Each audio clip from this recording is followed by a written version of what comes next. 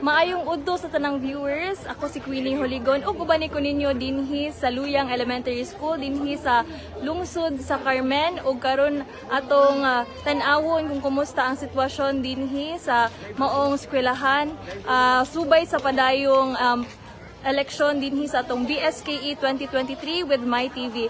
Ug karon atong hinabion ang usa sa mga SK voters dinhi sa maong barangay ug atong pangutanon kung unsa para niya ang mga angay nga qualifications sa usa ka SK nga official. Okay.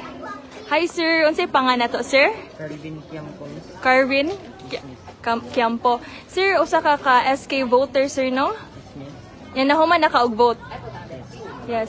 Okay, so mangutana lang ko kung unsa para nimo ang usa ka angay nga qualification sa usa ka SK chairperson or official. Para na ako mix ka ng SK chairman dapat nasa ka ng potential like ka ng nasa diskarte sa mga kabatangunan ka, magunti mga kalingawan, mga ana.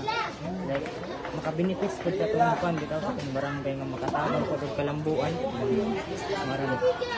Para nimo unsay mga maayo nga mga SK activities ang angay nilang ipahigayon once they will be elected? Sa pagkakaroon lang nga generation SK, mas okay kung ma-provide ang kuan ka ng sports. So aside sa sports, pwede pod makuha ng ka ng mga need ka ng tree planting, like natures, bidawit magtanam-tanom. So ang sports ng good miss kay usa po lang na makahatag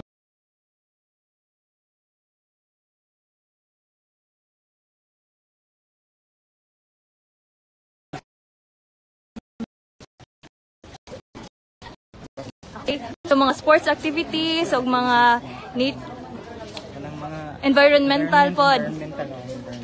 Okay, thank you kaayo. Usa po ka volunteer no as watcher dinhi. Okay. So again, unsa kay imong name? Carvin Quiampo. Okay. Pila edad ganin nimo sir? 19 years old. Usa pod siya ka SK voter o voter po ka sa barangay nga officials, right? Okay, thank you. Manakag-vote asa imuhang kamot?